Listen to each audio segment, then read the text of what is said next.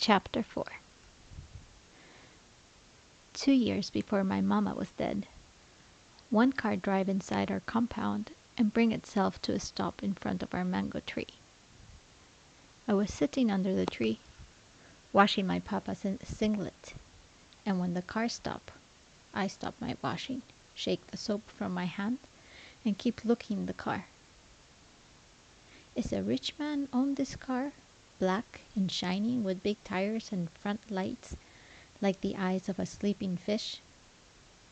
The car door opened, and one man climbed out, bringing along the smell of aircon and cigar and perfumes, tall, like anything I ever see. His skin was the brown of roasted groundnut, and his fine face and long jaw make me think of a handsome horse. He was wearing costly trouser cloth of green lace, with a green cap on his slim head. "Good morning. I am looking for Idowu," he said, talking fast. Fast, smooth voice. "Is she around?" Idowu is the name of my mother. She didn't ever used to have visitor, except of the 5 women from the church community of praying wife every 3rd Sunday in the month. I roof my eyes from the morning sun. "Good morning, sir," I say. "You are who?" "Is she around?" he asks again. "My name is Ade." "She go out now," I say. "You want to sit down and wait?" "I am sorry I can't," he says. "I only came to Ikati village to visit my grandmother's burial site. She passed away while I was abroad. I thought to say hello to your mother on my way back to the airport. I fly back tonight." "Fly? Like aeroplane? To the abroad?" I have been hearing of this the abroad, of the America and the London. I am even seeing it inside the TV. The women's and men's with their yellow skin and pencil nose and hair like rope, but I have never seen anybody from there before with my 2 naked eyes. I've been hearing them in the radio sometimes too, talking fast, speaking English, as if they are using it as a special power for confusing everybody. I look this tall, fine man, at his skin, which is the brown of roasted groundnut, and his short black hair like foam sponge. He is not resembling the peoples in the broad TV. "Where are you from?" I ask him. "The UK," he says, smiling soft, showing white teeth in straight line. "London." "Then why you don't look yellow like them?" I ask. He strung his face, then laughed. "Ha ha." "You must be Idowi's daughter," he says. "What is your name?" "Aduni is the name, sir." "You are just as pretty as she was at your age." "Thank you, sir," I say. My mama have traveled far to greet Iya, her old friend that is living in the next village. Till tomorrow before she is coming back. I can keep your message." "No, that's a shame," he said. "Can you tell her Ade came back to look for her? Tell her I did not forget her." After he climbed inside his car and was going, I keep thinking, who is this man? And how he knows my mama? When mama returned and I tell her Mr. Ade from the abroad of the UK came and see her, she shocked. "Mr. Ade!" She kept asking as if she deaf. "Mr. Ade!" Then she was starting to cry soft, because she didn't want papa to hear. It take me another 3 weeks to be asking her why she shock and cry.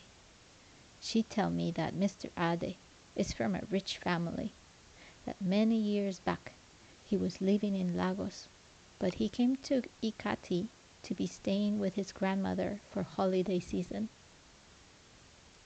One day, Mama was selling puff puff, and Mr. Ade buy some. Then he just fall inside love with her. Big fall. She say he is her first man friend, the only man she ever love. The two both of them was supposed to have married themselves, but my mama didn't go to school, so Mr. Ade family say no marriage. When Mr. Ade say he will kill himself if he didn't marry mama, his family lock him inside aeroplane and send him to the abroad. After mama cry and cry, her family forced her to marry papa, a man she didn't ever love. And now he is wanting to do the same to me. That day, mama say, Aduni, because I didn't go to school, I didn't marry my love. I was wanting to go outside this village, to count plenty money, to be reading many books, but all of that didn't possible. Then she hold my hand.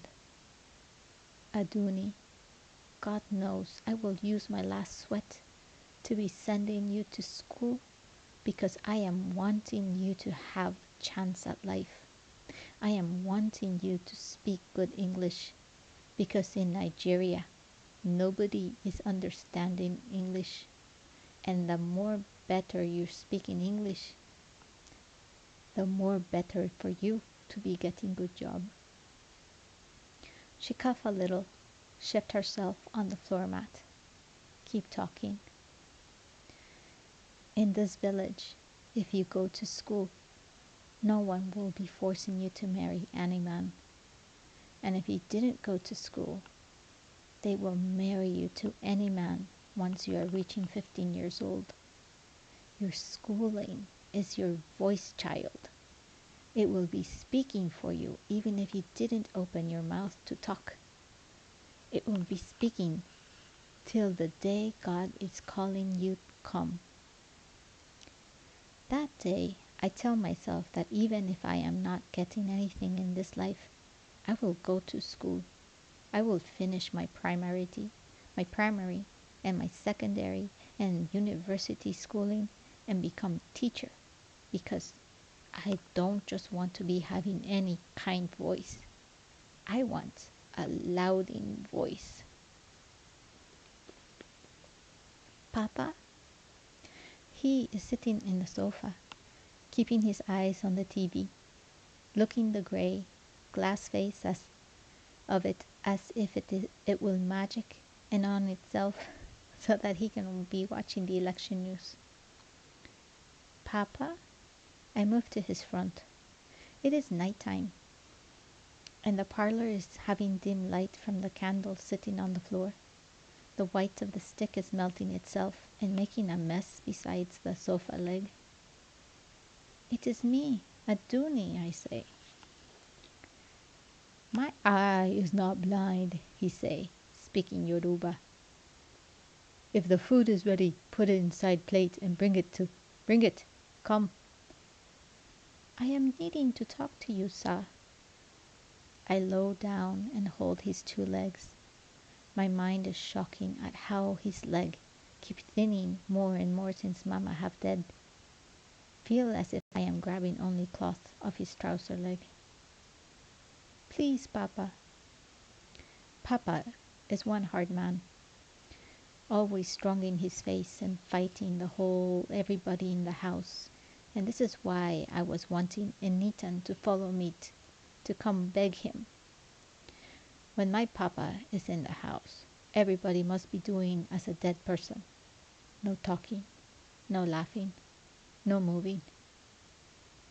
Even when Mama was not dead, Papa was always shouting her. Long times ago, he beat her. Only one time. He gave her one slap, swelling her cheek. He say it is because she talked him back when he was shouting her. That women's are not supposed to talk when men's are talking. He didn't beat her again after that, but they didn't too happy together. He looked me down now, his front head shining with sweat. What? I, I don't want to marry Morufu, I say. Who will be taking care of yourself? Cayuse and Born Boy are boys. They cannot be cooking. They cannot be washing cloth and sweeping the compound. Tomorrow, Morufu will bring 4 he-goats to this compound. Papa holds up 4 thin fingers and starts to speak English. 1, 2, 3, 4. He say a spit fly from his mouth and land on my uplip.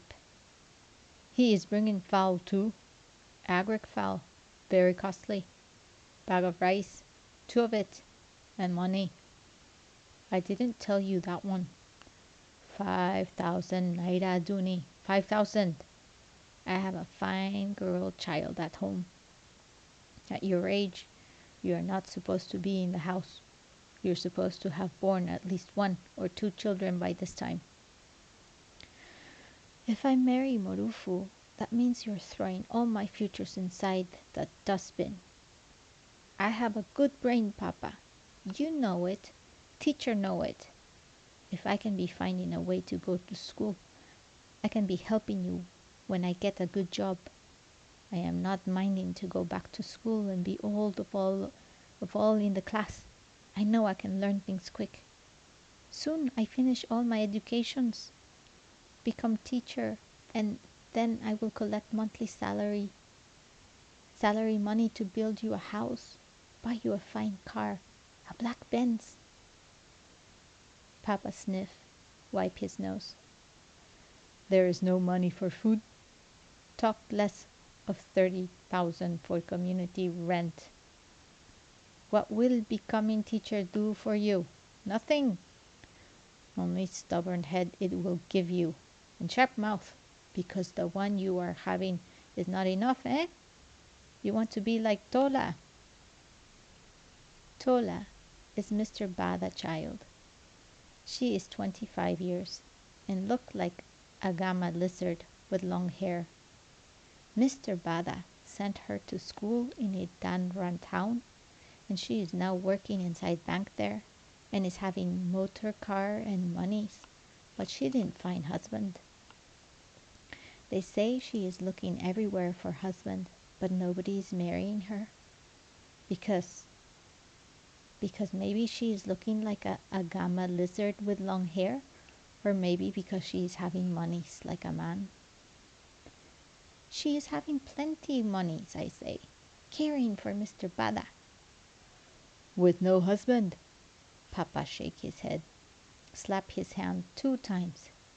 God forbid, my sons will take care of me. Born Boy is learning mechanic work at Kasim Motors. Very soon, Cayuse will follow him. What will I do with you? Nothing. 14 years going 15 is a very good age to marry. Papa sniff again, scratch his throat. Just yesterday, Morufu tell me that if you manage and give him a boy as firstborn, he will give me 10,000 naira. A load rolled on top my chest, joined the other load that was there since Mama have dead. But you make a promise to Mama, I say, and now you are forgetting the promise. Aduni, Papa say, shaking his head. We cannot be eating promise as food. Promise is not paying our rent. Morufu is a good man. This is a good thing, a happy thing. I keep begging Papa, keep holding his legs and wetting his feet with my tears.